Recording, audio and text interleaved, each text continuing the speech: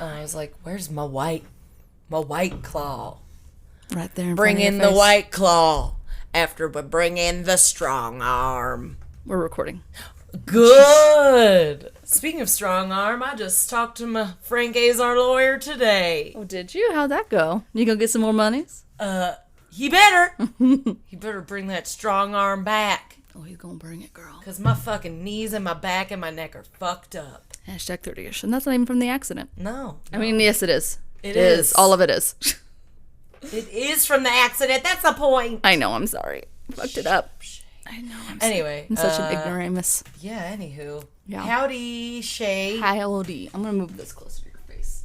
Move it. Oh, Like that. yeah, that is... See how that works? You don't have to get super close. You could like sit right there. You're even like right there. Oh, right here? It's actually better that way. Oh, it's See? better. Yeah, I just need to get it in front of your fucking I don't mouth. need to go like this. Sure don't. You don't have to put your fucking nose all on that, so I don't have to I'll like never spray it down learn. later. I'll never, ever learn. It's fine. It's good. It's good. It's better. How are you, Shay? How is your leg? It's Do you guys remember that Shay fucked up her leg? yeah. It's And by leg, I mean your ankle, kind of. yeah. It's like my leg ankle. I don't know. Your ankle? My ankle. It's pretty nice. No, it just hurts because I think all the swelling went down, like I said last week, and now it's like gone down even more. So it just hurts if it's not on this cast. When? Which makes me think I might have like had like a tiny like little break, but contusion? Yeah. Just kidding. So I can't. Not a contusion. I Yes, know. a contusion. I I've been less watching like too that much word. ER. Starring George Clooney. Starring George Clooney. I wish my fucking injury starred George Clooney. That'd be amazing. Anyway, Hello, I'm here to take care of your foot. he's like, oh my god, I don't know where He you has came a from. baby, hon. Does Doesn't he? he have a baby now? Does he have a baby? I have no I idea. think he finally had a baby. I don't find He himself. He himself. He is so Impregnated beautiful. some Italian he was model like this girl. amazing seahorse, and No, he just fucked it up. I don't know. He is an amazing seahorse. He is salt and pepper. Did I ever tell you about my photo that my parents have that they've had my whole life? Their picture. If it's not It's a framed, I'm gonna be painting. really upset. It's framed. Oh, perfect. Oh, Okay. it's a painting Of. sea animals under the ocean. I thought you were gonna say George Clooney, but go No, on. under the ocean, but it's like as if Atlantis was under the ocean. They found Atlantis, so it's like these underground like pyramids and stuff with like dolphins and like coral reefs, and it's cool. But That's pretty left field for them. But yeah, right? Okay, they're hip yeah. at some point. This was the fucking 80s. They're just it like was it looks very really 80s pretty and -y. mystical. And we lived in California. It was beautiful. Then yeah. Okay. But in the picture, really small. It's like a huge picture. It's probably like what is that? Like 4 by like 3 Feet? Fucking, Yeah. I don't know. Yeah. It's a big It's ass big. portrait. It's probably is it like 5 that? feet. I don't know. I'm looking at it probably like a pretty Yeah, it's big. a little bigger than that. Look at 4 foot, 3 foot size. Yeah. Yeah, it's a big picture, guys. Yeah. So really small, and if you look really closely, there is a seahorse giving birth. Really fucking small in the picture. Just You like have it to looks like really he's fucking- like it's splooging literally everywhere. It's all these little seahorses are coming out of his little belly button, and he's like leaning back, like He's it like looks like has he's labor screaming. pains. He's like, But it's like a really tiny part of this huge, intricate, beautiful picture with like all these different sea animals and like cool like marble flooring and like, just a seahorse and giving then birth. this little seahorse that you have to really fucking look for giving birth. I love it. Whatever that artist's choice was, he was like, you know what will make this picture complete? This little seahorse screaming. I need to tag that artist. Right? Hopefully he's still Maybe his around. wife at the time was like pregnant, and then he was like, I'm gonna put this just for you, baby. me in this photo. He's like, this is you. You're the screaming seahorse. The seahorse that's the male. He's like, he didn't know. He just didn't know. Yeah, so speaking of seahorses, because That's George amazing. Clooney had his own child, Yeah. I thought I'd share that little tidbit of my life. I mean, Anywho, so you were telling me because apparently it's funnier when we get hurt. You had a little Humpty Hump. Oh, I don't know yeah. why it's a Humpty Hump, but whatever. It has a Humpty. I did have a weird fucking injury. Probably the weirdest injury I've Well, ever had in my whole life this week. It better be hilarious. So I must set the stage for you, Shay. Did you I fall haven't off told the Shay stage? anything. No. No, I didn't. This I'm isn't the excited. Swan Lake, Oh. okay? Oh, I forgot. Not in the Swan Lake Not the Swan anymore. stage. So I'm in my kitchen doing my dishes and washing a pot that we had used for angel hair spaghetti Okay. pasta. Angel hair pasta. I'm A assuming nice thin spaghetti noodle pasta, okay? Are you just trying to plug in your... Yeah, just wait. Okay, got it. So I'm washing the pot, and there's some hardened angel hair pasta on the pot. Gets pretty fucking hard. Confused where this is going, but okay. Really hard pasta. I'm scrubbing the pot. I think I was using my nail to like get some of the pus off, but somehow I scrubbed so hard that some of the fucking hardened pasta embedded into my thumb, and I had It's like an angel hair pasta splinter that hurt like a motherfucker. Couldn't get it out. Couldn't even see where it got in my thumb. It's like bamboo shoots. It was in there for about 2.5 days till something under my nail popped and pus came out. Oh, Jesus. And it still really hurts. Also, my thumb was swollen for like 2 days because there was a pasta splinter in my thumb. Wow, if that's not like the ew. Yeah, dude. It's fucked up. Like it went under my nail into my thumb. And then the next day I could like see where it was. So like maybe it just like, I was like, isn't it gonna just disintegrate? It's fucking pasta. The hard pasta finally got its vengeance for you eating all their hard brethren when you were younger. Guess when you were a young so, whippersnapper. but holy shit. That's bizarre. A fucking pasta And splinter. kind of terrifying that it didn't just break down. I don't know if it did now or if that pus was actually pasta pus. It was just Alfredo. Congealed. Did you? It's just Alfredo. Some Don't just even worry about it. Alfredo shoot. It's in my new secret power. You guys need Alfredo sauce? It's- That's the sound. That's what happens, everybody. When you turn 30, you get like a really shitty superpower. Is right. it pus? Is it Alfredo sauce? You won't know. Let's taste it. Just tell me when. Like Parmesan or black pepper. Just tell me when. I'll just crack my bones and get you some fucking pepper. Anyway, what? Fresh cracked bone pepper. Bone marrow. Anyway, that's delicious. Well, that's fantastic. That's my weird injury that happened Nice. that I couldn't wait to tell you Well, about. that's a good one. And it still hurts, and it's been like 5 days. It's been a minute. It's been a minute. How stupid is that? It's pretty silly. Anyway, so that's what happened during my week while you were in Portland. So how was Portland, you little hop skipper? I definitely wasn't hopping, but I will tell you this: You they have not struggling Sally. repaved their fucking sidewalk since 1845, since the fucking city was founded. I don't know when it was founded, but I'm pretty sure it was close to that. I just want to play that Portlandia song about how they living it up in the I don't even know how it goes, but something about how they are living in the 1860s. Yeah, or something, pretty or much. The 90s. Or, It was like Portland is like which I really loved it because it's like the hustle. Not even the hustle bustle. That's the wrong thing. It reminds me of if even though I was not born in the 1950s, but like if New York in the 1950s. It had because the old infrastructure, and it was really pretty. And I mean, I know they can't repave a bunch of shit because they have like not the greatest weather all the time. So anyway, yeah, it was like something out of a goddamn fucking movie.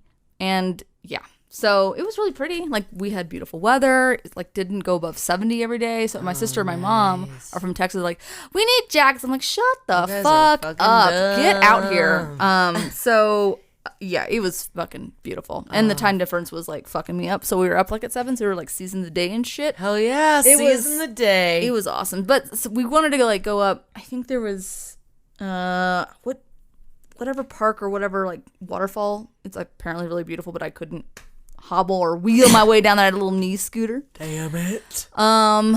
There was I don't know. It was interesting, and the dispensaries there are very lax compared to like what they are here in Really? Colorado. I mean, I don't smoke or Are they anything. just like a corner drugstore? It really is. It's just like they just throw all your shit in a bag and they're like, just show us your Just idea. sort it out. Yeah, just show us your ID and just go kind of scope it out. But anyway, so yeah, so it was It's just like, it was like a fucking, everyone was just chill and everything else. But I could not. Slow pace? It was really slow pace, which was weird. It was like this big, beautiful city, but it was fucking quiet. It was really bizarre. And I was there on the weekend. Was it clean? It was pretty clean for being, like, there were so many homeless being around. I mean, like, I heard the cops, like, are really nice, and they, like, give the homeless people water, and they, like, the cops sweep the sidewalks and shit. Didn't see any of that, but we did see a lot of that happened one time crazy. to McKinsey. Oh, I would believe it. Maybe because everyone's just like chill, man. There's just like the air smells nice. It's not 100 fucking degrees. Like the plant, how's the plant? It was life? so fucking lush. Like it was like, again, could you breathe? It was like, I was like, better. and I told Mackenzie this when she Instagrammed me, because I didn't have time to go see her because, number one, we just were there for like a fucking hot second.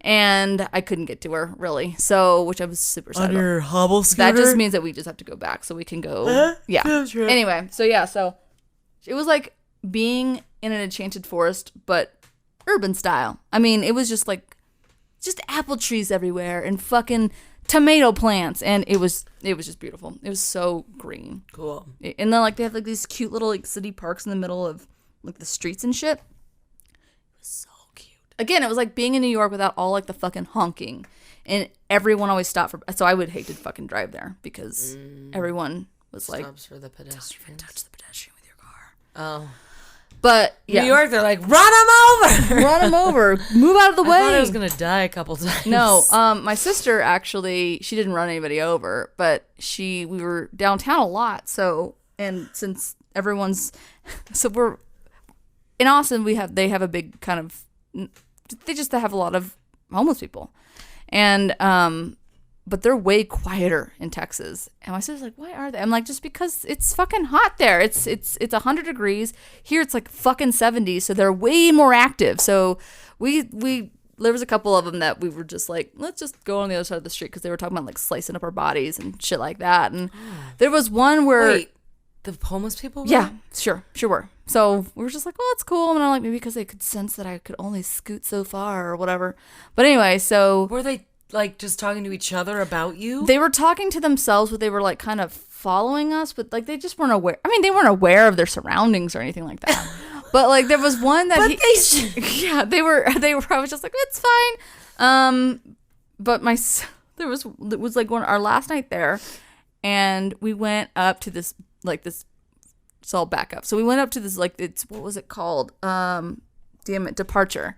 And it was like this, it was on a high rise, and it was like this Asian fusion. It was really, really good food, but like the restaurant looked like it was something out of the fucking 90s. It was like geometrical shapes everywhere. Ooh. And like all like these, like this black tile floor everywhere. And anyway, so we leave there, and we were waiting for our fucking Uber, and my sister, we're standing on the corner with this. Like, he looks, I mean, I think he might be newly homeless because he looked clean. He looked clean cut. He looked like his clothes weren't dirty. Newly homeless. But he was talking to himself, and he was really aggravated. But because he didn't look homeless, I was like, okay, that guy's like, whatever. And I'm, me, stranger danger. And she starts fucking interacting with him with fucking logic and rationale. And I was like, Rachel, stop. Like, she's like, no. I'm not scared of him. I'm like, dude, he's not even aware of who you are. You're like a fucking dragon to him right now, and you're coming at him with rationale, like telling him, hey guy, you better just. I'm not scared of you. I'm like, I am scared. I'm scared. Like, can you not? What was she saying? Just like calm down. She's like, calm down, man. Like, this isn't your corner. I was like, what are you doing? Like, just fucking leave it alone. She's like, I don't like doing that. Yeah, and I'm just like, what are you doing? And then we get in the car. I was like, was that a good choice? And she goes, I thought he was just being mean, and I didn't think that he was out of his mind. I was like, yeah, and you decided that your choice was to come at him with rationale. The guy that was talking to the wall. And she's like, I wasn't thinking about it, Shannon. I was like, okay, I'm just Shannon. I was like, okay, I'm just saying, like, maybe next time, think. Anyway, you better think. Yeah, and then all the coffee was, I mean, I like cheap shit, and I'm not a coffee snob, and I was just like, I want a cup of coffee. I don't want this bouquet of flowers in my fucking mug. Like, can I please just have a fucking goddamn cup of coffee? God damn it. The food was phenomenal, but I don't get the coffee thing. But like, Austin's a lot like that. They're like, here's this floral, like, wolf vagina. And it's like, I don't want the wolf vagina. I just want I just the want nutty beans with my half and half, and I don't want like 45 different creamers. Can I just have a cup of fucking coffee? Oh my god. Oh god, Jesus Christ. So you got a lavender vanilla latte? I did not. I was just like, I tried a couple different cups of coffee, and I was just, I couldn't. It wasn't having it. Well, But it was really pretty. I would enjoy that part of Portland. You would absolutely. Okay. Yeah. You would. But in all the coffee shops looked like, again, like off of a fucking movie set. It was it like hilarious. Do you watch Portlandia? I don't. Have you ever? No, and everyone tells me that. Every time I tell them that I do not, they're like, how do you not? I'm like, I don't know. I just didn't get into it. I mean, I really like it. Sometimes it's I just really never, I just have crazy, never watched but it. you should watch it. I know. I've heard it's fucking really hilarious funny a lot of the time. Yeah. Some of the skits, I'm like, okay, I don't know. Yeah, that's fair. But that's like any TV show. Exactly. Some stuff is not going to play off. But they're just fucking... I've heard it's really funny. Just pumping out skits. Yeah. I've heard it's just ridiculous. I've heard it's super hilarious, and I would love it. But yeah, so it was a good trip. I was super sad I didn't get to see Mackenzie, but it's definitely, I thought it was going to be like bigger in my brain, and maybe I'm just thinking I'm confusing with Seattle. But it was really gorgeous. I've been to Seattle. I can see why Mackenzie stayed. Obsessed. And the food is fucking amazing. I don't know how they don't have I don't know if they have a high turnover of restaurants there, but the food's amazing. Yeah. We went to this restaurant Q, and actually it was pate that I actually enjoyed. It was rabbit pate. That's where Mackenzie used to work. Q? That's where she used to work. Shut the fuck up. That is her old job. Yeah, we went there. It was like on the river? No. Or wait. It's in downtown. Yeah, it's in downtown. Yeah. And we had like this amazing rabbit pate and everything else. Yeah. Mackenzie. Oh, well, Mackenzie, I kind of saw you. She used to work there, though. She don't know Mo. She don't know. Now she works at Beast, I know. which is badass as fuck. My sister really wanted to go, but we're like, we can't afford that right now. Yeah. It's if we were pricey, going, there was, amazing. I think they had like some weird, and I'm sure Mackenzie could verify this, but like I think it was like they have some amazing special, I think, on Tuesday. And if we were there Tuesday, we would have definitely gone because it's totally reasonable. Yeah. It's like their family meal. It's something, but it's like totally reasonable price, and I would have totally taken. It's like $65 a plate or something, or awesome. But anyway, but we went to Q. So Mackenzie, I kind of saw you. You saw her old. She used to work. Is it an open kitchen?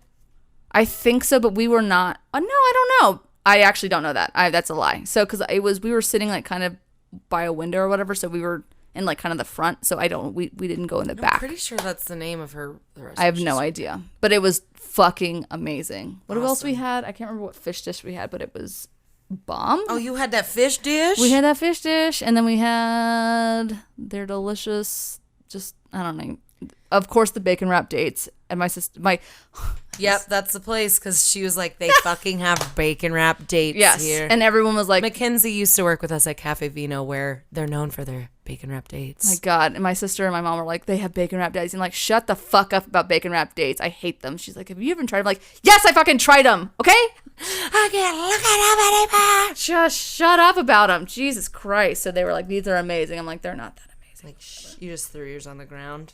Yeah, so they had bacon wrap dates and rabbit pate. And that was pretty bomb.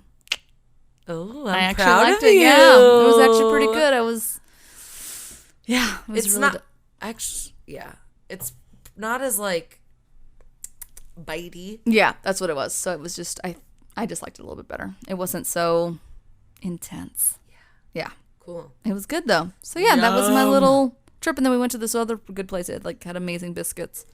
Is it Biscuit? I don't even know what it's called. It's Biscuit Company. I don't remember what it's called. No, I don't remember because it was kind of a daze for me. I was just like, can I just get to point A to point B without crying? That's not true. Good job. It was a good time. Was it a good little workout for your little leg? I feel like by the end of this is gonna be like a Popeye leg, my left leg, and this is gonna be like a little like fucking leukemia patient legs. I don't know why they're leukemia. Oh my God, we should just move on and dive into the stories. Before All right, what did we roll? What are we drinking? We really got good real today. fancy. We're drinking some White Claws Brie today. has to work after this, so we're keeping it light. Yeah, and I'm getting the rest of my tattoo done. So Brie's gonna go cook for someone after this, so she can't be drinking. Yeah. So what'd you roll? Oh, to anybody's surprise, I rolled crime. Oh, I don't know how I keep getting so lucky. And again, seriously, guys, you rigged the dice. if any of you guys, like Shay, you're being an asshole. You need to stop doing crime. I will stop doing it, but I love it so much. But no one wants you to stop. It's true. And you can't stop, won't stop. No. And I won't stop. I had to ask you what my that was pretty topic funny. was Yeah. the other day because I completely forgot. I like blacked out last week. That's fair. It was that extra shot I took. It was the extra I shot. was like, what did I roll?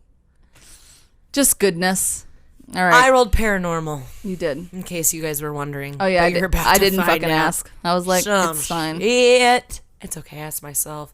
Also, yesterday, I sneezed and then I said, bless you to myself. You're like, bless you. You're like, someone said something. I was like, bless you. And I was like, wait, what? I mean, I gotta go. Who said that? Let's get it going. Bah. And we're back. I just said and we're back, but we weren't recording. No, we weren't. Still don't know when she records. I'm either too late or too soon. No, I fucked it up. It's fine. Anyway. Anywho. All right, guess I'm going first since it's, a podcast day. It's a podcast day. Let's get into my... Oh, unvelcro that boot. You better get comfy, Shay. It's getting a little tight. Better get comfy for my ghost story. Okay, here we go. Where we heading today, Brie? We're going to Glenwood Springs, Colorado. Shay. Haunted there? Is the Springs haunted? One of the oldest hotels is there, and it is fucking haunted. Well, not going there. I'm glad you're telling me going. now. We're not going. Oh, we're going. Glenwood Springs. Have you ever been to Glenwood Springs? I have not, but my friend It's is so getting cute. That's getting married is from there. Oh. I need to go. I'm hoping at one point we're gonna go. Yeah, it's about an hour. It's right off I-70. And then if you drive an hour into What the are they mountains, known you go to for? Aspen. Glenwood, they're known for their springs. They're hot springs, guys. They're natural ass hot springs that are wonderful for your body and healing for your soul. You should be a tour guide. I should. So today we're talking about the Hotel Colorado. Is it like Hotel California, but without singing? Apparently these people are not living it up in the Hotel Colorado because they did. Because they did now. They got zingers over at 30ish. All right, let's jump on in. All right. So the Hotel Colorado was built in 1891, and it's opened its doors in 1893 with 191 rooms that rented for as much as $3 a night for the most luxurious accommodations.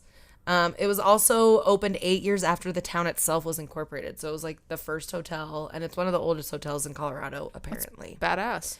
It was built to attract wealthy and elite people to the wild frontier mining town that was Glenwood Springs at the time. Ho doggy. And yeah, so they just wanted to attract some rich ass motherfuckers to come stay at their hotel. I dig it. It was a sandstone building, which was not like anything in Colorado at that time, really. It was like modeled after a 16th century Villa de Medici in Italy. It was also the area's first electrically lit hotel. Ooh, So they that's pretty fancy. They're fucking fancy. it Eat your was heart out, Stanley. Complete with a Europe. I know. I think it's a little smaller, but well, 191.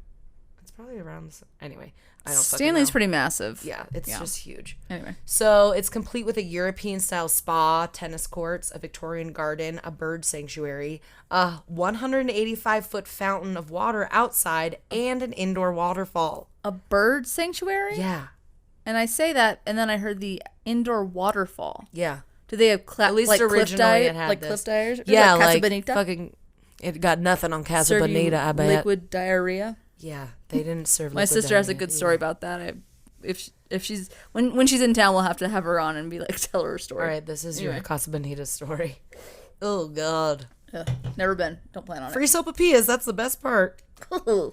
Also, they imported 2,000 rose bushes and 12,000 yards of carpet. Oh when damn! they These were guys building. are fancy. So during the heydays, the hotel was hosted illustrious guests such as President Theodore Roosevelt, President William Taft, and it was a favorite hotel of the unsinkable Molly Brown, who's from good old Colorado. Yes, she is. Um, Margaret. In the 1920s, the hotel became a playground for a number of Chicago gangsters, including Diamond Jack Altery, the Varane brothers, and most notably Al Capone.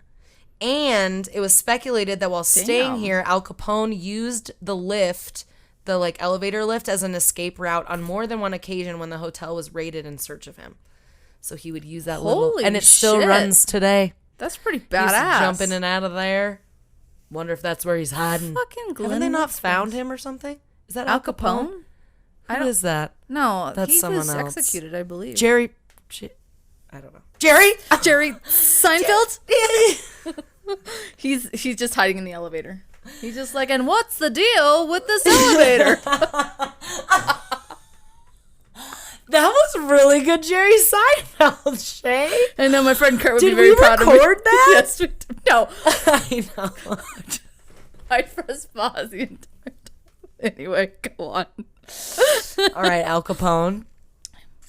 We should have like a yeah. bum, bum, bum. So during World War II, the hotel was actually utilized as a naval hospital. So the Navy like rented the hotel to house all these like fucked up people from the war. Wow. All the way in Glenwood? Yeah. That's kind of weird, but okay. They're like, hey, we know your face is blown up, but we're gonna travel you up by locomotive. Yeah, I don't know. For a 4-day tour to the Glenwoods. Yeah, but I mean, like, yeah, if that knows? was, like, but if that was I get it. If that was they didn't have anywhere, I guess. I get it. Okay, anyway, it was a building that had a lot of rooms and big basement.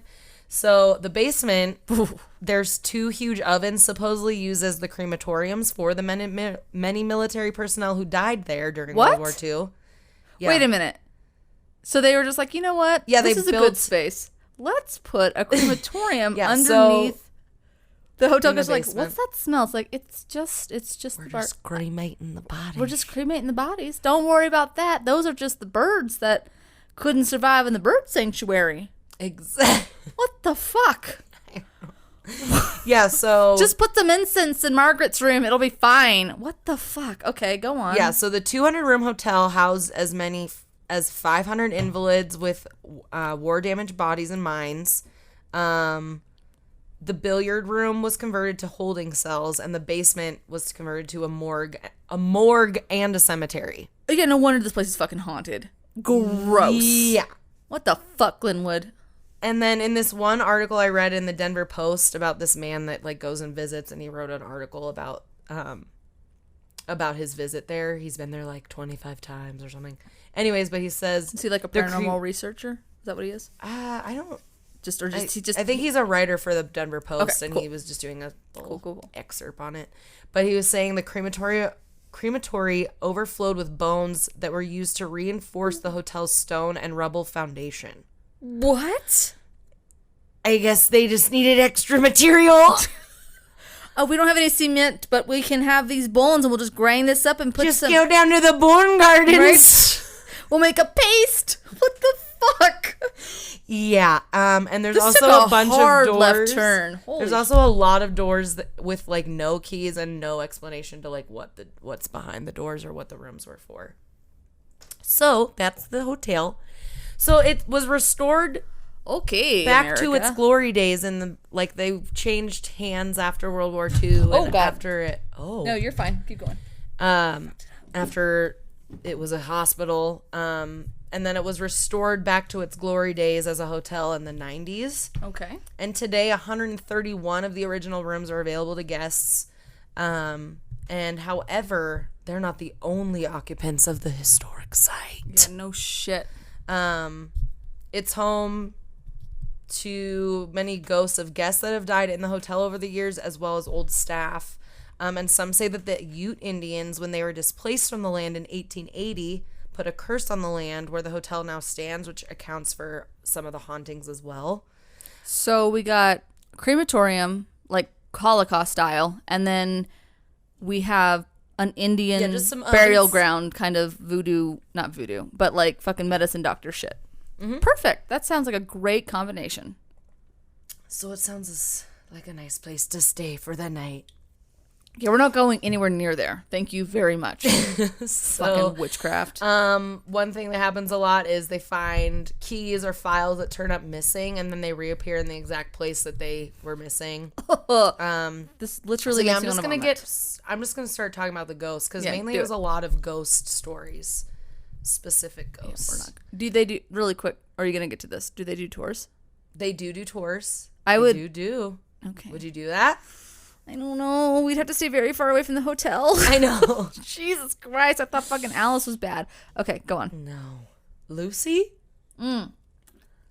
Lucy, like, Alice, Lucy whatever. told me to tell you her name was Lucy. Stop it. Why did I say that? Get out of Don't here. bring that fucking Get out bullshit of in my here. Get out, house. Get Yeah. out. Get out. Anyway, She's out. yeah, she is. She was never here. No, she was. What? Sorry. What?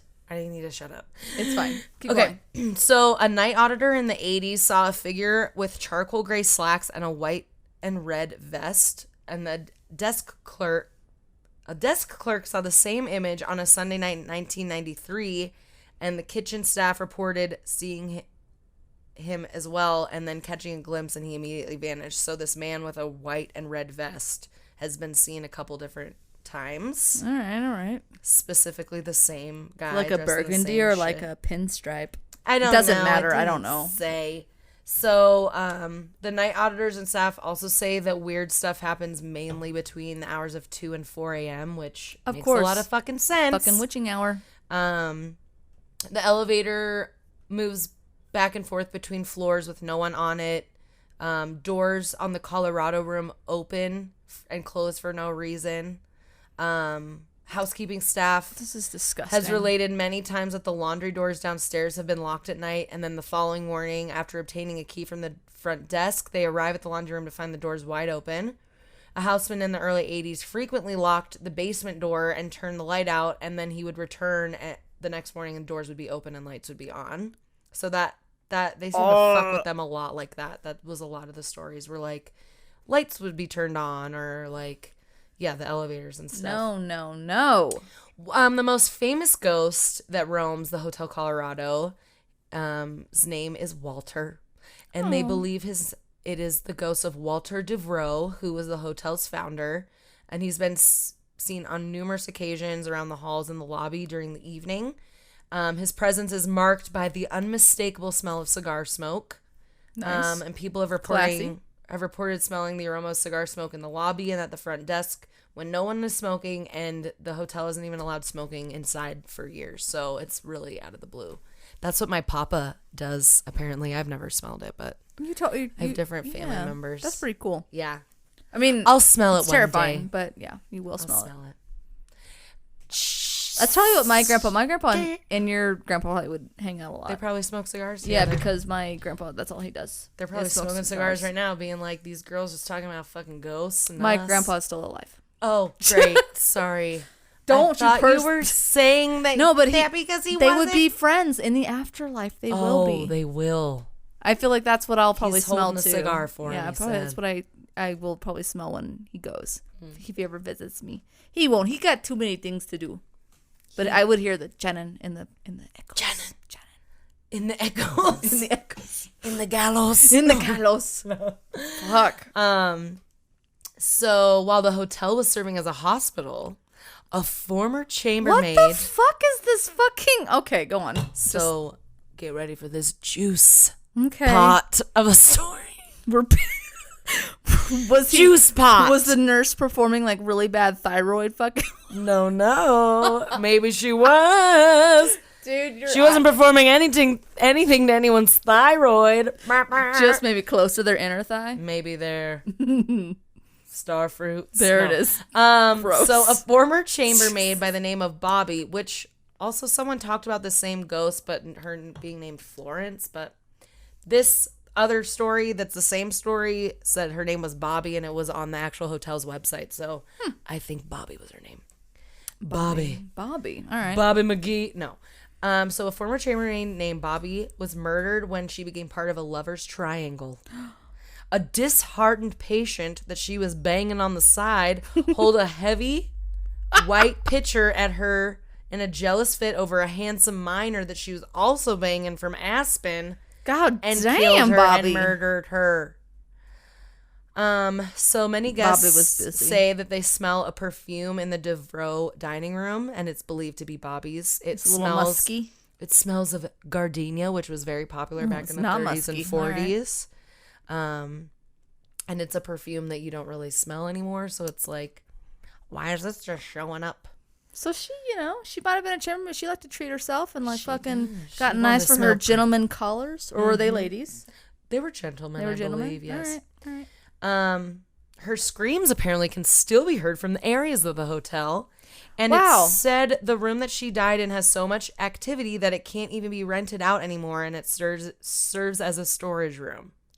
I would definitely Perfect. would not be that employee that I would just draw straws every time. Like, hey, you gonna get the mop? Fucking no, I'm not. I am never getting the mop. I will use this fucking cloth and I will mop the floors with that. Fuck you. Yeah. So in 1993, a houseman named Dave was doing his nightly rounds in the basement when he saw an old woman peering into the window with her hands cupped around her face. And the window well was quite deep and usually required a ladder to get into, so Dave thought that she might have just fallen in and like hurt herself. Yeah. And so he walked across the room to turn the light on, and then he turned back to the window and she was gone. Fuck that. She definitely didn't fucking Spider-Man out of there. I don't think. She was an old lady. She was a radioactive. So Marvel at another character. time, a security guard named Richard was conducting a nighttime tour of 6 Richard? people, and the group was standing outside the office of the executive housekeeper when they heard 2 women talking and a typewriter clicking in the next room. They looked in the room and there was no one there, and then there was never a record of a typewriter ever being kept in the room that they heard typewriting. That 6 other people heard. That's disgusting. Um, This just sounds like my also- nightmare. it's also 1993. Uh-huh. Apparently a couple things happened in 93. Okay. A man and his wife were staying in room 661. There's like 2 big suites up there. And the man was feeling ill, so his wife opened the windows, thinking the fresh air would do him good. When she left the room, another woman came in and closed the windows, saying that he needed to stay out of the draft. When the man's wife came back in, she reopened the windows, and this process repeated for the entire 3 days that the man was sick. You didn't leave the fucking room? Jesus Christ. I don't know what to do but awkwardly laugh because that's terrifying. Yeah. Yeah. When the man's wife came back, I already said that. So, and they aren't the only ones to have noticed a woman in 661. Many guests over the years have reported seeing a woman standing over their bed in that room, usually wearing a floral dress. Nope. And this woman is said to be Molly Brown. Shut That's actually up. her room, too. Ooh.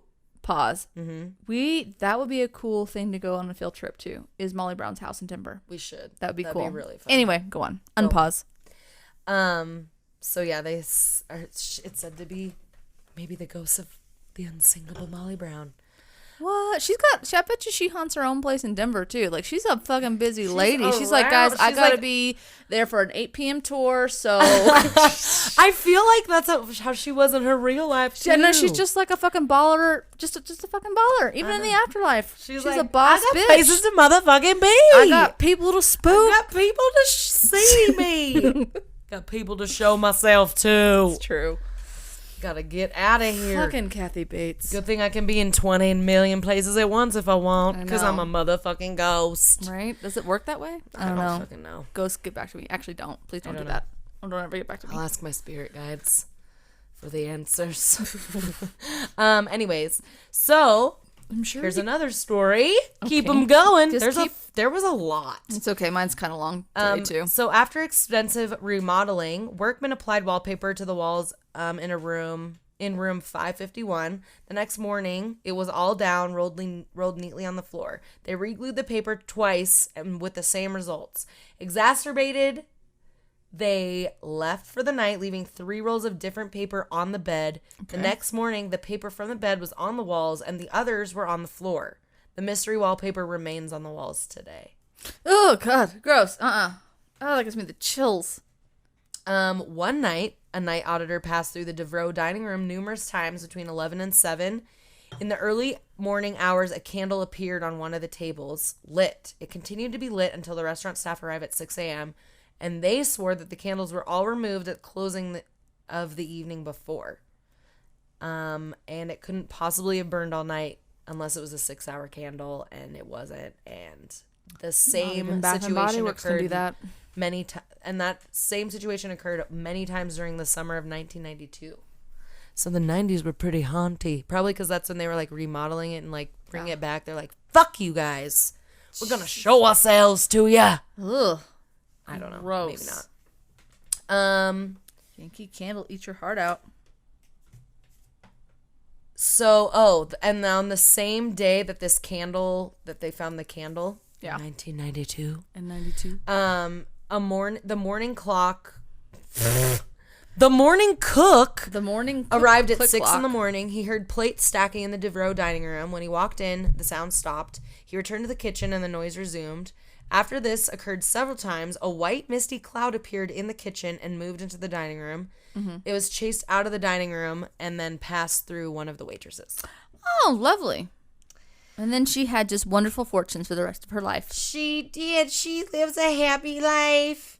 So the last thing I'm going to talk about is some paranormal investigators that went and investigated in September of 2006. And there are these paranormal investigators from Grand Junction. And they said that they experienced the most activity on the 3rd and the 5th floors. Okay. And in the center of the corridor on the 3rd floor in front of room 325, they recorded like really high electromagnetic fluctuations, and their needle was pegged at 10 milligauss, which is the measurement of magnetic flux density, which is basically just ghost shit. #science. Basically, I Googled a lot of shit about it, and I was like, wow, everything that I'm reading about this is getting more confusing. See, I bring in the murder in anything that I do, except for like maybe like that episode on Teddy Ruxpin that I did, but because that would be really weird. But you bring in science. I want you to know the reasoning. It's true. I like it. What's happening. I like the way you roll. So anyways, it was pegged at 10 milligauss when their baseline readings for that area were 1 to 3. And then they felt immense cold and a heavy feeling in that area as well. A second area of heightened electromagnetic energy was on the 5th floor across from room 551, that's the room where the wallpaper like was on and off the walls, room 551. So they said that they received a lot of activity across from that room. And they discovered a locked, unmarked door with electromagnetic fluctuations ranging from 8 to 10 milligauss when their baseline readings for that area were between 3 and 5. How is, like, not the basement the most fucking place that has the most activity? I don't know. Where the crematorium happened. And their bones were grounded for the die, so they were able to leave and they didn't have to linger their spirits around. Or they just got to the 3rd floor and they're like, well, I guess this is where we're at, boys. Yeah. Anyway. Oh, I forgot to talk about this one little girl. I just realized. Oh, God. Why is it always a fucking little girl? All right, let me talk about the little girl real quick. Okay. So it's believed that this little girl fell from one of the balconies while chasing a ball. What? And many of the guests, 1920s bullshit is that? The 1920s, dude. You just fall down elevator shafts. With Jerry Seinfeld. Hey, guys. Just kidding. That's Harry Carey. Okay. I know that was. If the moon was made out of ribs, would you eat it? If the building were made out of bones, would you go visit it then? Oh, you wouldn't? Me neither, because I don't want to die. All right, see you next time. Bye-bye. That was pretty much on point. Thank you. That was straight off the dome. Straight off the top. No. Anyway, the little girl that fell from the balcony. Oh, she didn't fall down an elevator shaft. It was a balcony, Shay. It's like the poor girl that fell. It was like the poor girl that was running from LaLaurie, and she jumped off the balcony to her death. Anyway, flashback. Fucking evil fucking woman. Yeah, she was psycho. Anyway, go on. Sorry. So many of the guests have seen a young girl wearing Victorian clothing, playing catch with their own children, or just playing with the ball in random parts of the hotel. Now, is it like a ball, like those red, like dodgeballs? I think it's like a round little ball. Or like a tiny, like a marble-sized ball? I think it's like I'm being an asshole. I know what kind of ball it is. Yeah, it's like a fine. fucking play ball. All balls are play balls. You're a play ball. Anyway, it's like a little. I imagine it being like the size of a little. You mean like one of those bouncy balls that you, not like a small bounce, like the ones that you can like hit toward the wall? Not like an actual like Like round the ball? old Victorian ball. Like when you say like see Jane play, and then like, like a you smaller see than like a baseball. really, I would imagine it's like being like more of like a ball, like a dodgeball. You know, like and too use like big those for like the little ghosts. like the. Shut the fuck. Okay, go on. Sorry. She played with a fucking ball. Okay, I don't know if it was a soccer ball. I don't know if it was a goddamn croquet set. I don't know the circumference or the diameter. croquet ball? I don't know. That would hurt. Have you ever played with a croquet What if ball? a ghost just threw croquet balls at people? That's like throwing like fucking little cannonballs at somebody. Jesus Christ. I do like a good round of croquet though. It wasn't a bocce This ball. is going to I be don't fucking so know. much fun to edit, just I by the bet. way. You're like, oh my God, I hate this. No, Anywho, I so actually she love wears this. Victorian clothing. She plays catch with people's children. Okay? That's terrifying. So in 1987, an older lady called the front desk and asked the night clerk if he had given a key to a little girl. The lady was in bed and the girl was standing at the bed's foot. This lady returned for several years, always to the same room, and she told the desk agent that she visits with this little girl, and that's why she would always Why stay in does the she same room. return? If I Maybe ever they were kindred spirits. Maybe she let her free. If I ever saw a little girl on the side of my bed, I'd be like, well, gotta go to the Motel 6. Fuck this. No way. I know, if anything ever. I would be going down to the fucking La Quinta. Down the way. They got a breakfast buffet and no ghosts. They got continental breakfast. No goddamn. And laundry service. Now La Quinta. Jesus Christ. Have you ever been to La Quinta? No. I mean, hashtag sponsor us. We're staying there on our tour. Oh, perfect. So yeah, so across from room 551 is one of the other places that they had the highest ratings. Okay. And they later learned that the unmarked door in front of room 551 is a door to the attic. And other guests and psychics reported that a male spirit inhabits that area. And it was possibly one of the workers who helped construct the building in 1893. And once they concluded their investigation, they experienced an interesting phenomenon in their own room. Did they? They were concluding, yep. So while they were going over the data collected, the light in the room would turn itself off. Clarissa, who was one of the Does she explain it all? investigators, she explains it all. Love it. She says that she would get out of her seat to turn it back on, and once she got halfway across the room, the light switch would turn itself back on. Back off.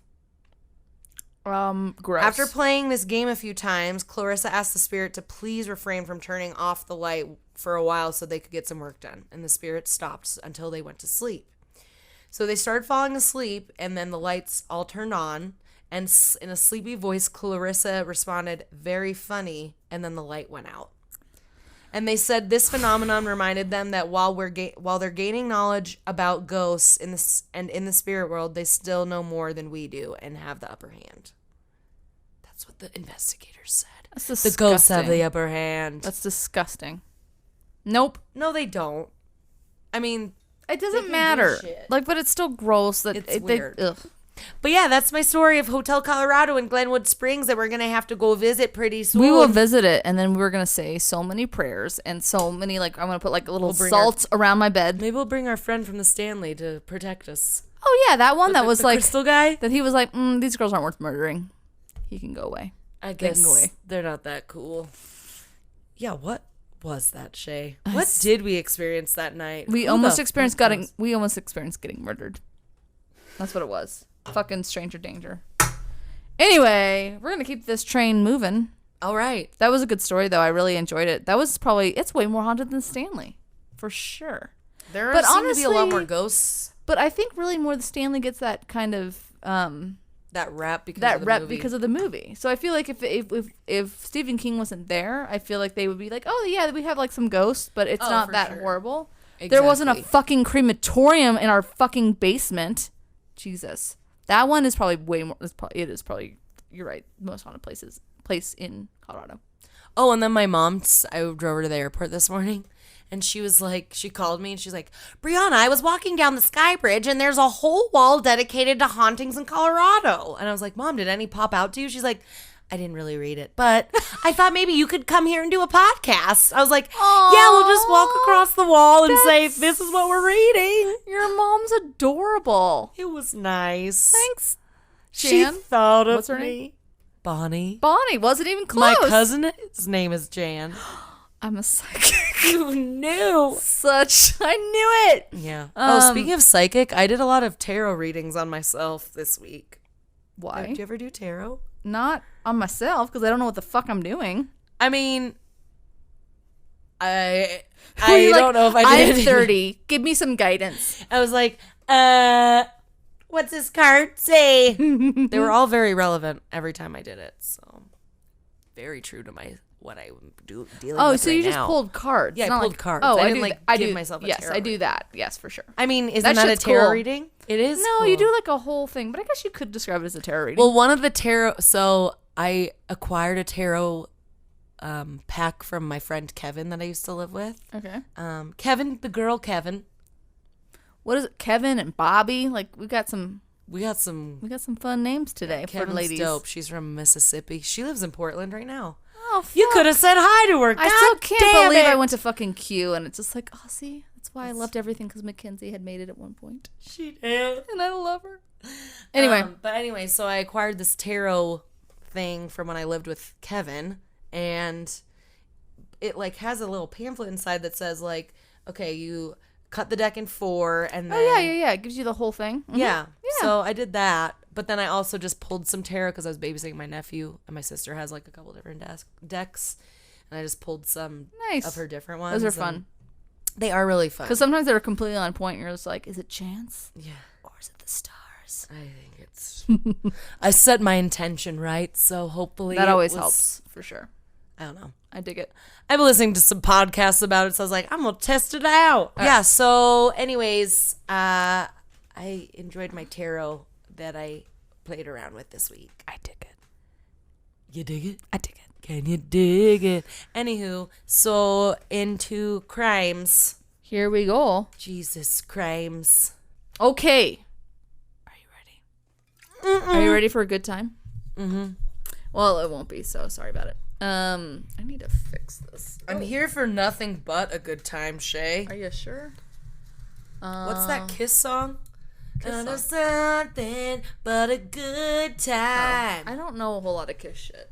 I need to tighten that up. But I obviously don't either. it's fine. It's fine. It's fine. I know that Okay. that one guy has a real long tongue. Oh, yeah, because he cut the little... What's it called? Did Where he you- cut it? I feel like that's how he did it, was that he cut I that thought he just had a real Russell Simmons. Is that his name? I mean, it could just be that, too. I don't know. What's the I don't. exercise guy's name? I don't know his life. The exercise guys? Russell, is that Russell Simmons? Do you mean Richard Simmons? Yeah! Jesus Christ. I just needed to make sure I had my two straight. He's that really cute guy with the fro and those really pretty pants. They're very stretchy. And a really happy attitude. He's like Bob Ross on crack and He no is. mustache. He is, and he's painting all the beautiful people Flamboyant. instead of the trees. You're It's right. good.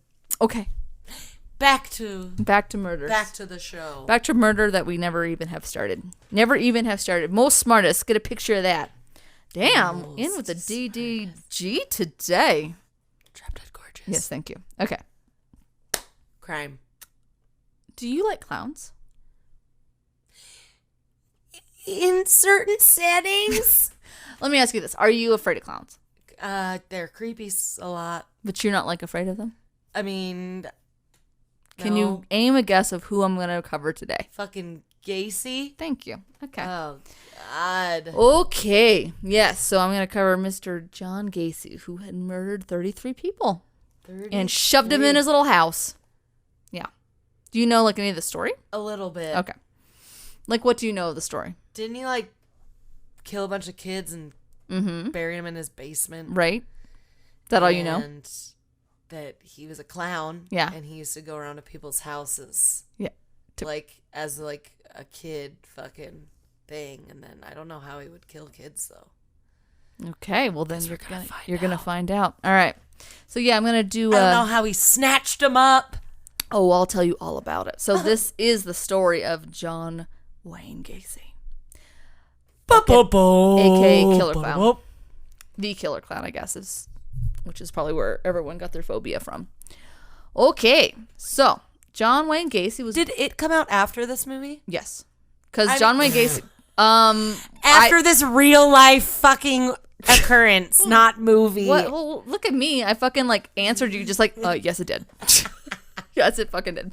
Yes. Okay. So John Wayne Gacy was born. Me so well. I do, and I'm not that I'm never listening. He was born on March 17th of 1942 in Chicago, Illinois. Jesus, not plural, Shay. He was in both of them. Yeah, in both of them. Okay. Both Illinois. All of the Illinois plural. Okay, so he and his siblings grew up with an alcoholic father who would beat the children with a razor strap. Isn't that terrifying? Wait, what? It's like essentially, it's just like a belt. It looks like this, like a leather belt, but it's called a because if you think it's how you sharp your razors. So you remember how like you would see that, so they would get. So it's not as. But it's a leather belt. Yeah, so I don't mean to say like it's not as terrifying as it sounds. Let me make sure I'm recording. It's horrible, but it's gonna fucking hurt. It's like a belt. So it is, except shorter and heavier. It looks like. Yeah, probably stings a little bit more. Either way, he sounds like a fucking peach. Anyway, and it probably burnt like a peach. Throwback. Anyway, I ate a peach yesterday. I ate 3. Yeah. Anyways, goodbye. I've heard they're delicious right now. So his father physically assaulted Gacy's mother as well. Gacy suffered further alienation at school, unable to play with other children due to his heart condition that was looked upon his father as another failing. So his father just thought he was a piece of shit, unfortunately. Yeah, like his father was he was an alcoholic. He was like one of the probably like those rigid dads in 1940s that, probably didn't say I love you ever and was a fucking, there was. That's not just in the 40s. No, I know, but like, but no, I know you. They were rigid. They were just. It was a different time. But this guy, obviously, it was not all like that. They were not all like that. But this guy was like the extreme of that. So, he later realized Gacy did. He later realized he was attracted to men and experienced great turmoil over his sexuality, obviously because of his father, because that was one more thing to disappoint him, quote unquote. So, poor boy. I know. Well, you feel like that until. So after attending. Well, it's like. I know. Like, it's just like nature versus nature. Yeah. It's horrible. Like, I feel bad for him, what he went through. But also, absolutely. You shouldn't fucking. They just went the wrong way. They went the wrong path. Sometimes. Anyway. So after attending 4 high schools during his senior year and never graduating, Gacy dropped out of school and left Chicago for Las Vegas to work as a mortuary assistant and observed the embalming process for 3 months. He also left because him and his dad had like a humongous fight. So his dad like bought him a car, but he would only, and Gacy was like giving him payments for it, but the dad would hang it over his head essentially. So if he misbehaved, he would take the car away and everything else. And his dad was so extreme that Gacy made an extra set of keys. So when his dad found out about that, he fucking fucked up, I think, the defibrillator of the car. I don't know what fucking cars do, but anyway, so that was like their big fight to be in 1940, right? So, and Gacy just got so mad that he just left, and so he went to Vegas. So that was also part of the reason why he just had to get away from his dad. Did he work at Circus? He surely did not, unfortunately, but I get where the thing was going. I guess I was wrong. No, he worked at the mortuary, and he had observed the embalming process for 3 months. And he actually in one of his interviews, the killer clown, quote unquote. Actually, let me back up. So in one of his interviews, later taken when he was arrested and everything, he confessed that he actually once climbed into one of the coffins of a teenage boy and like was caressing with him and all that kind of stuff. So that's where his like, yeah. Anyway, so he climbed in one of his coffins when he was at that job and like caressed this teenage boy and everything else. And he threw himself into like what he was doing, like in his own, like he threw himself into shock from what he was doing. And then he called his mom and was like, "Can I come home?" Because he was like, "What the fuck?" So it kind of like it just threw him for a loop. But obviously he kept giving into that. Yes. So anyway, so that's crazy. That's crazy. That story that like. There's a story of him catching himself doing that and being like, what the fuck am I doing? Yeah. You know, because it's like, you're in there somewhere, but you're obviously, something else is taking over you. 1,000%. Ugh, it's still gross. Okay. So during the early 1960s, Gacy enrolled in a business college, which is insane because he didn't graduate high school. But back then they're like, you're fine. Just come on in. Just come on in. You don't need any credentials. So he went to business college and developed a talent for salesmanship. And he could talk his way in and out of practically like any fucking situation. So they were like, dude, you got this. So upon graduating, he went to work as a management trainee at Nunn Bush Shoe Company in downtown Chicago. He didn't want Nunn Bush, so had to go work there. Exactly. He excelled in his position, and within weeks was transferred to Springfield, Illinois. #Simpsons. I did know that. I like it. Despite not ever seeing The Simpsons, I knew it was in Springfield, I wonder if they have like a whole big, I'm sure they have a big homage to it, to manage a men's clothing outlet for the company, where he remained employed for nearly a year. So he's just doing his thing. He's fucking just bopping around and caressing little doing his shit. Dead boys. Yeah. So only once though. Only once. That one time, okay? Was just one time. Just one time. So shortly after his promotion, Gacy married and relocated to Waterloo, Iowa. In 1966, at the request of his father-in-law, Gacy took over management of the family's chicken restaurant, KFC. So, so everyone think about that when you're eating your fucking nasty potatoes from there and your mac and cheese. How he grind up bones of the little boys. From Glenwood as well. Yeah. Gacy quickly became... You can use those mashed potatoes as cement for your reinforcing your buildings too. Although sometimes it is amazing hangover food. I'm just like, I just want to eat this forever. And then like fucking, because I'm 30 now, it's like 30 minutes later, I'm like, I hate myself. I gotta go. Oh God. Jesus, Mary, and Joseph. I'm sorry, guys. I don't know why I'm referencing Drop Dead Gorgeous so much. Anyway, so Gacy quickly became like a well-known and like member of the community. During the time his wife gave birth to 2 children. He had a wife. He had a wife at the time. Because I remember I said that he married. Yeah. Oh yeah, he but married. his so he had a son and I believe a daughter.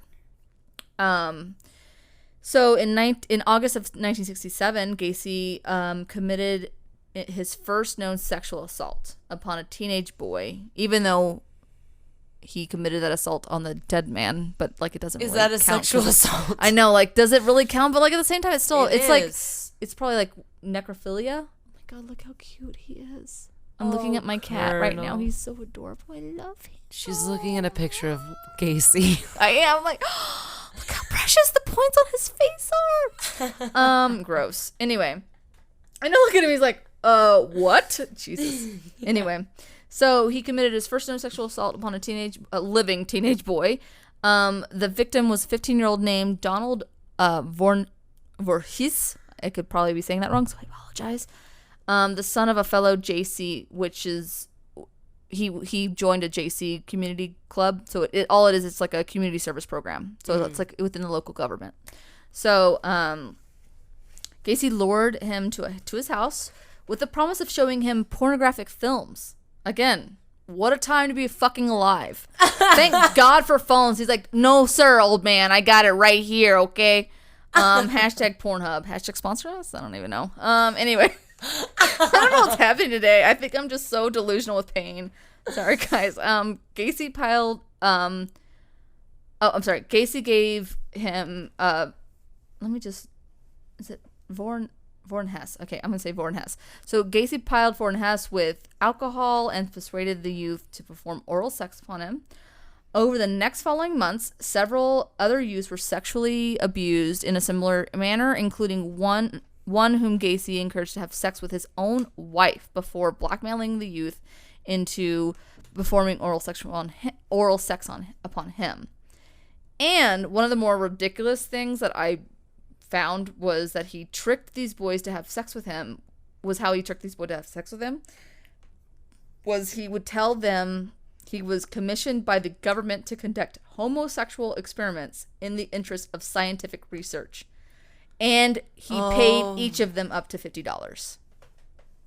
So he was just pretty much like, these boys are being prostitutes without even fucking knowing, unfortunately. This guy was fucked up. Okay, and let me back up to the part where you're talking about he would make his wife perform oral sex on him before. No. Gacy encouraged one of the boys to have sex with his own wife. And then, like, he was, again, remember this guy's like a salesman. He convinced the little boy to have sex with the wife? Like one of the youths. Because it was not just... Did he? Yeah. The wife let him? Yes. Like, they're all fucked up. So the wife knew about all this shit? Kinda? Kind of, yes and no. So, like, he was, like, doing, like, basement parties and shit like this underneath, like, so it was, like, wife swapping. So his wife knew what was going on. In kind of a roundabout way. So he was a fucking shady dude. But, like, think about, like, this is how he was. He was a salesman. So who better to fucking convince and manipulate than fucking 15-year-old boys? So he got one of the boys. He convinced him to have sex with his wife. Probably telling, like, it's fine. Don't worry about it. And either the boy was drunk or he was just like, oh man, this guy's like whatever. And he's a 15-year-old boy with hormones. And he's just like, okay, perfect, whatever. And then Gacy turned around and said, blackmailed him. Blackmailed him and said, like, if you just suck my fucking dick, then I won't tell on you or whatever. And so the little boy, and these are little boys, they're 15-year-old fucking kids. So, yeah. So this guy was just using all of his fucking skills just to have, like, a fucking playground of fucking just depravity. That's fucked. Just disgusting. Oh. So, but Warren Hess, and I'm probably saying that wrong, but that's fine. It's not fine, but at least this guy survived. But he eventually told on him and he actually told his father, and his father pressed charges. So Gacy was arrested and charged with oral sodomy. Gacy pled guilty in the sodomy and was sentenced up to 10 years in Iowa State Men's Reformatory in Anamosa. His wife filed for divorce following the sentencing. Angered, Gacy informed her that he did not want to see his children ever again and would henceforth consider her and his 2 kids dead to him. Good. Which probably was the best thing for them. Thank God you feel that way, because we feel the same. She's like, okay, bye. I won't. That's fine. Keep your fucking KFC money. I don't give a shit. Bye-bye. Yeah. And actually, this was an actual interesting note that because he actually would, in his like little JC meetings, he actually made people call him the Colonel. Which Colonel, it kind of gives you a whole new name over there. Oh, Colonel Mustard. I know, so horrible. Thank God it's Colonel Mustard, not just Colonel. Not just the Colonel. You'll call me the Colonel. Yeah. Gross. Oh, fuck. No. But mostly because he operated a bunch of the KFCs because he's disgusting. She's like, no, I got it. Anyway, so after serving 18 months because he was a model inmate, Gacy was paroled in 1971. After 16 months? 18 months. He was a model citizen. He was supposed to be in jail for 10 years. Yes, ma'am. So. Again, what a time to be alive. You know what? You're so nice. He mopped the floors real nice. You give him a goal. You pass. You let him go. You pass goal. You collect $100. It's fine. Okay. You collect another life of tormenting children. 33 fucking bodies. Thank you. So that July, he remarried. Oh, actually, I'm sorry. So he moved back to Chicago so he was in Iowa, remember? So he moved back to Chicago for like a fresh start. So that July, he married a recently divorced woman. And where he met like their mutual friend, and with financial assistance from his mother, moved into a house in Des Plaines. In February of 1971, Gacy again ran into trouble with the law. He was charged with the attempted rape of a young man, but the charges unfortunately were dropped when the victim failed to appear in the court, for the hearing. And because he didn't do that, because he just failed to appear in court, it didn't get reported to his parole board. So which would have been a violation, obviously. So it never got, I don't know, like they just said like it never got reported. He's that better not be how things go nowadays. Who fucking knows? The prison system is a little crowded. Anyway, so it never got reported, so that's why he didn't end up back in prison. I know, it's definitely a head slapper. So so when he moved to Chicago, he actually started his own construction company called PDM. You want to guess what that stands for? Don't think too hard. It's painting, decorating, and maintenance. Super riveting. All right. So his neighbors in Norwood Park considered Gacy's gregarious and helpful. He was active in the local community and hosted annual summer parties. Just an all-around cool guy, right? He also became active in politics, in the Democratic Party politics. So initially offering the labor service of his PDM employees for free of charge. Can you imagine? Be like, dude, no, fuck off. Like, I'm not. You go lift the heavy shit. I'm not doing that. Like, you can pay me for my fucking time. In 1975, Gacy was appointed director of the Chicago's annual Polish Constitution Day Parade. He supervised the annual event from 1975 until 1978, when he got arrested. Through his work with the parade, Gacy met and was photographed with First Lady Rosalind Carter on May 6th of 1978. Did he get her panties in a twist? Oh, no, I don't think so. I hope not. Jesus Christ. No, he doesn't he likes the boys. Oh. So he was also a member of the local Moose Club, and Gacy became I bet he was. He liked all the antlers. I don't even know. Gacy became aware of the Gacy became aware of the Jolly Joker Clown Club car, whose members would regularly perform at fundraising events and parades, in addition to voluntary entertaining hospitalized children. So in late 1975, Gacy joined the Jolly Jokers and created his own performance characters, Pogo the Clown and Patches the Clown. Patches. But everyone really knows him as Pogo the Clown. Or the Killer Clown. Gacy designed his own costume and taught himself how to apply his own clown makeup.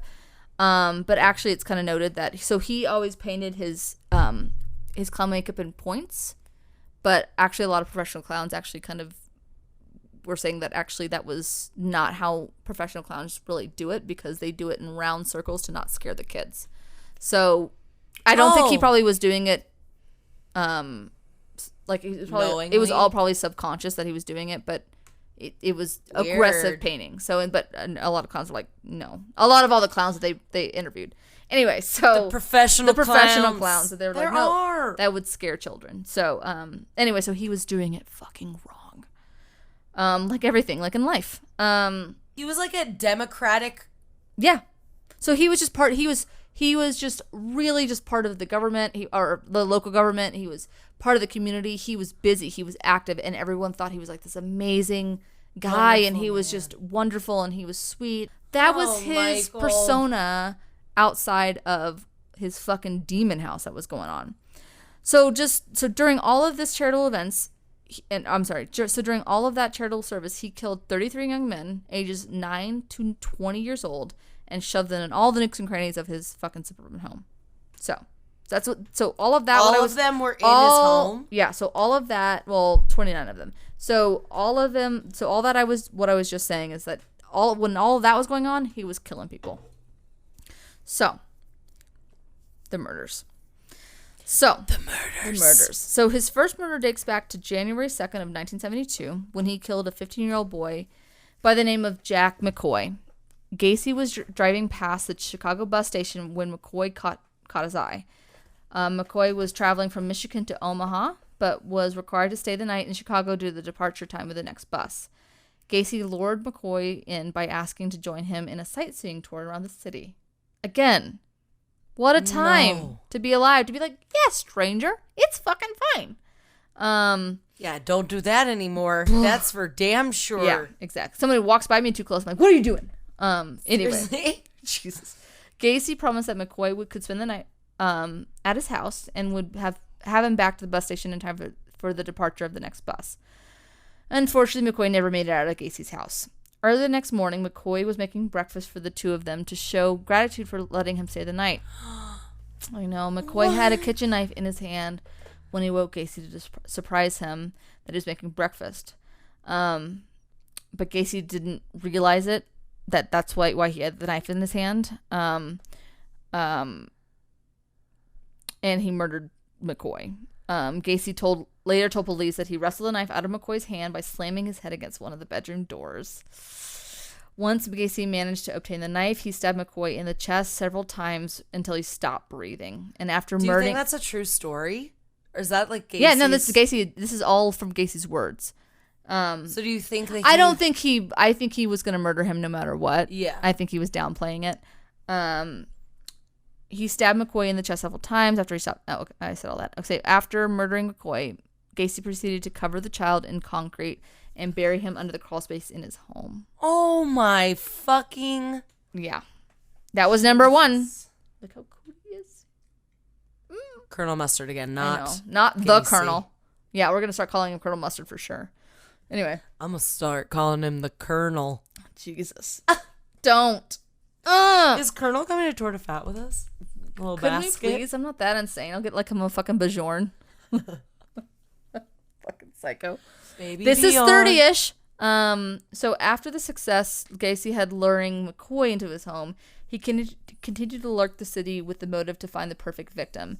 Bus stations were the common locations for Gacy's abducted victims. Many of his hired employees of his construction company became his victims as well. So he was hiring like 15 to 18-year-olds. So he was like, they were like right for the fucking picking. And they were, come work for me. Right? And they were his employees. So they would probably just thought like, oh yeah, it's just the boss wanting to do, having me over for a fucking drink probably. So it was easy. And the guy again could swindle anything. So at times Gacy would use chloroform on individuals who resisted his demands. After convincing individuals to come back to his house, his murdering process escalated quickly. He would begin by demonstrating a magic trick. So he really was like a clown. That involved the use of handcuffs. The trick would eventually end with the victim hopelessly restrained to a better chair. Gacy then proceeded to stuff various clothes in their mouth, so they wouldn't alert surrounding neighbors. Before Gacy would kill his victims, he would rape them with various sex toys and also force them to do sexual favors until they were basically unconscious. Oh my God. Yeah. He was a fucking sick fuck. He had severe daddy issues. Once his victims were defenseless, Gacy would usually strangle or suffocate them by forcing articles of clothing down their throat. Their own clothing. So, can you imagine, fucking... just that's the last thing you taste is your fucking dirty underwear. Honestly, it's not funny. It's just it's being honest. That is horrible. Or even a dirty sock. But that's what he would do. He would shove their own articles of clothing down their throat, which is super fucking aggressive. How can he, he probably was. Thank God think this way, but I don't know how anyone you could just shove, you could just do that to someone? I don't even know. This guy was sick. He crawled into a fucking casket with a dead teenage boy when he was fucking, before he graduated high school. I mean, or at least not he didn't graduate, obviously, but he wasn't, all the wires weren't fucking going the right direction. Most smartest. He was not the most smartest. No, he wasn't. So he also confessed later that one of his favorite killing methods was the rope trick. In this method, Gacy would strangle his victims with a tourniquet and would watch his victims slowly die. Sweet. I know. Very just awesome individual. This is my favorite. He even told police that sometimes his victims would convulse for 1 to 2 hours before they actually died.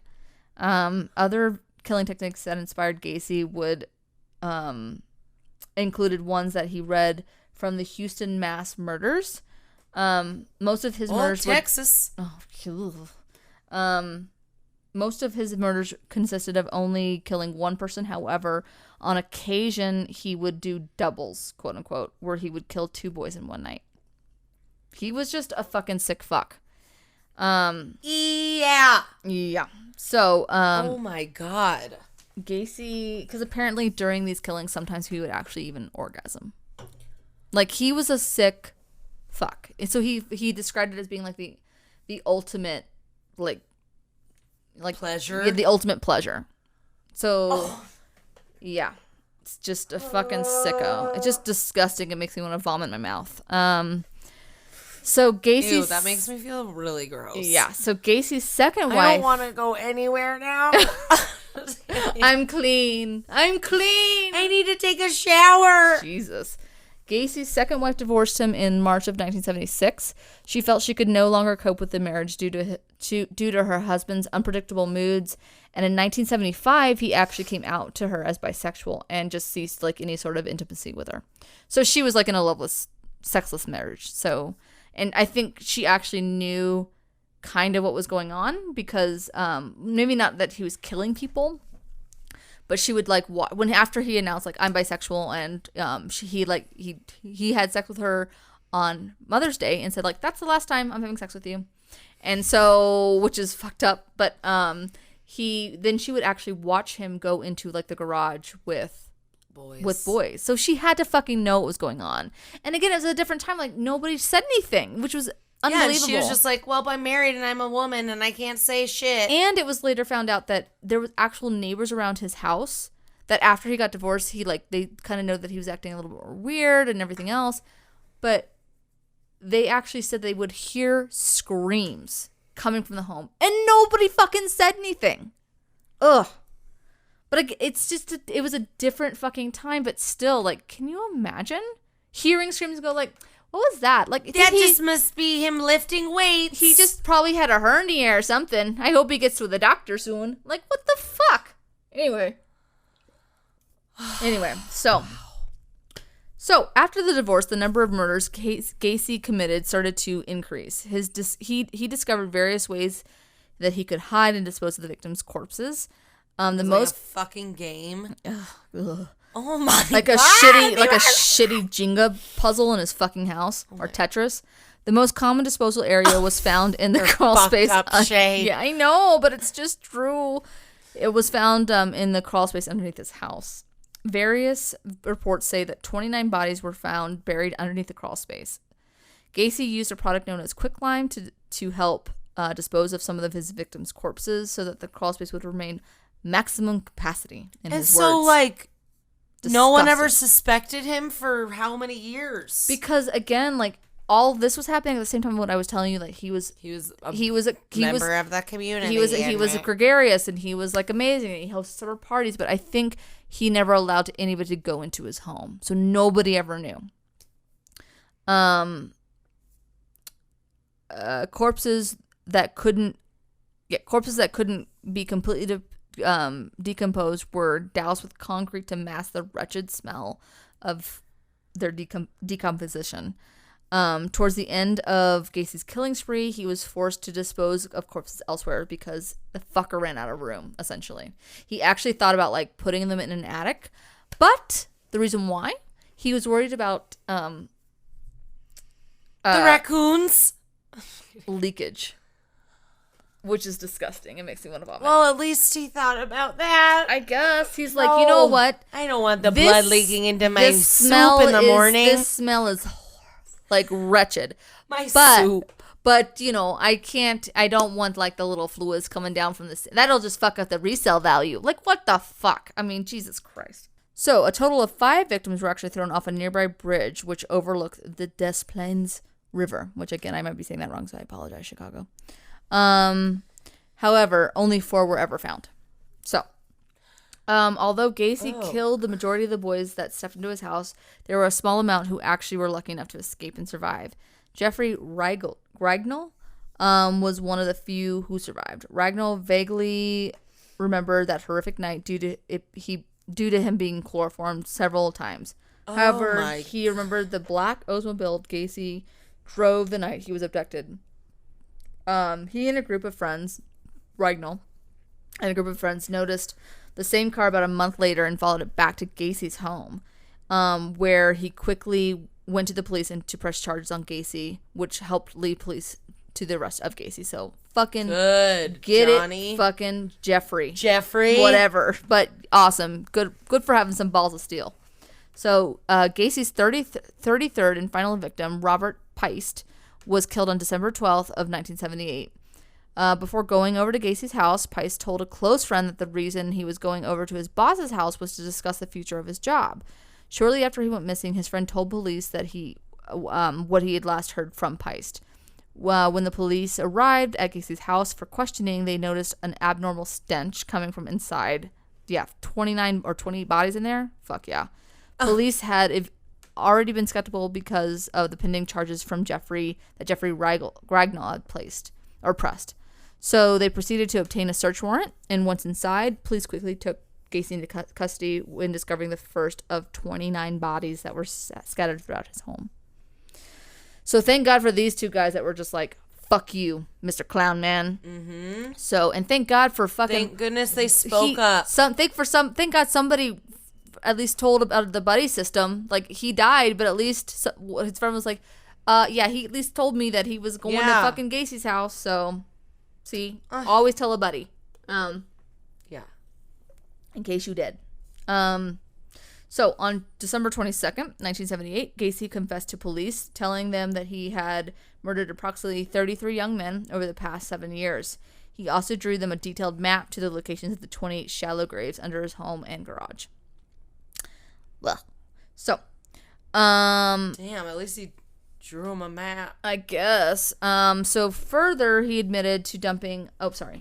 he also then admitted to dumping 5 others into the river, essentially.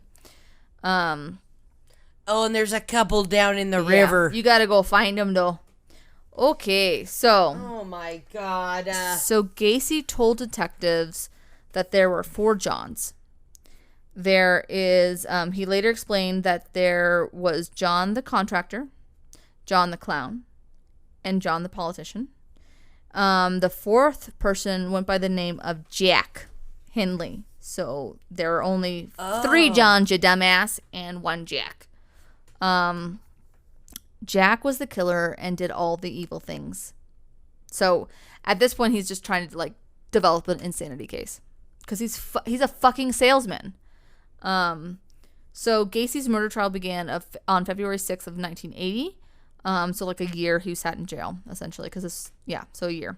In the Cook County criminal courts building in Chicago. During the 5-week trial, the prosecution and the defense called more than 100 witnesses to testify. The defense strategy was to establish that Gacy was insane and out of control at the time of the killings. And after the closing arguments, the jury deliberated for only 2.5 hours. Only for 2 hours before finding Gacy guilty of murdering 33 people. So thank God that they were like, yeah, you. It took them 2 hours to decide that. Yeah, I'd be like guilty. 15 minutes. Guilty. Are we unanimous? Okay, good. That's because true. But even obviously, like 2 hours is pretty still, fucking you're right. fast for nowadays. Like sometimes it can take a week. So on March 13th of 1980, Gacy was sentenced to die. Gacy was transported to Menard Correctional Center in Illinois. He would remain there for just over 14 years. So he sat on death row for 14 years until he was transported to the Statesville Penitentiary near Joliet for execution. On May 9th of 1994, Gacy sat down for his last meal: fried chicken, french fries, a Coke, and strawberry shortcake. And just after midnight... do like the prison chefs make the shit? Or do they like get it? I feel like... Do they get a really professional chef? I don't think so. No, it's their Should I be a death row chef? It's like the fucking inmates that are the shucking chef Well, because they it's get cheap paid real labor. well. It's cheap labor, so it's the death row inmates. But they probably just like fucking jack off into their chicken right. wings. They're just like, take it off, man. Take it off. Just take it. Anyway, I don't know how it works, but I feel like it's like a budget. Like they can only, and I don't know. I wonder if they actually go and get it, or because I mean like that's the way you like, dude, just go get fucking KFC for fucking John Wayne Gacy. Who cares? He owns them, so it's fine. Right? Like, It's one's on the Colonel forever. Tell him it's on the Colonel. Wink, wink. Jesus. Gross. So just after midnight on May 10th of 1994, Gacy. One minute. So just after midnight on May 10th of 1994, Gacy was executed by lethal injection. And for his last words, Gacy said, "Kiss my ass." Really? Just a real winner. Yeah, no, for real. Wow. Those were his last words. Words. I hope he's sweating in hell. Yes. I'm just kidding. Oh, he probably is. He's an asshole. Oh my God. Wow. That's fucking sad. Okay, so during his 14 years on death row, Gacy painted. Here's some quick little facts. I'm glad you didn't say fun facts. No, they're not fun. They're I feel horrible. very emotionally drained. So during his 14 years on death row, Gacy painted, and clowns were one of the most common subjects. And until 1985, Gacy actually was able to earn money from selling these paintings, and they range from $450,000 to $10,000. Dead serious. I believe While he was in jail? While he was in jail. So I believe it actually in 2006, it was after he died, obviously, but he, I think one went on auction for like $7,500. Yeah. To get a painting from a guy that killed people. Like the same As a hands clown. As a clown. It was like the pogo clown. It was disgusting. Anyway. Okay, so people are weird. But here's an interesting kind of tie-in, which I did not know. So John Wayne Gacy's former attorney, Sam Amrett, I could be saying that wrong as well, sorry. Am I right? Am I right? So, who heard Gacy's original confession to over 30 murders, later went on to author the Missing Child Recovery Act of 1984, which removed the 72-hour waiting period to begin the search for a missing child, which then later became the Amber Alert. Boom! Shay! Full circle. Bringing it back to awesome. the other episode. It's amazing. That is fucking badass. Wasn't that? I never knew that, but that was pretty fucking That's badass. Sweet. Yeah. And it's actually a common misconception that Gacy was dressed as a clown when he committed the murders. He never was. Not once.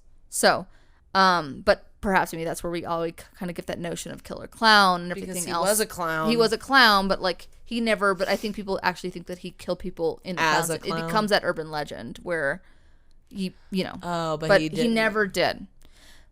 He But kept his work separate He did, but from his hobby. But he was always quoted, clowns can get away with murder.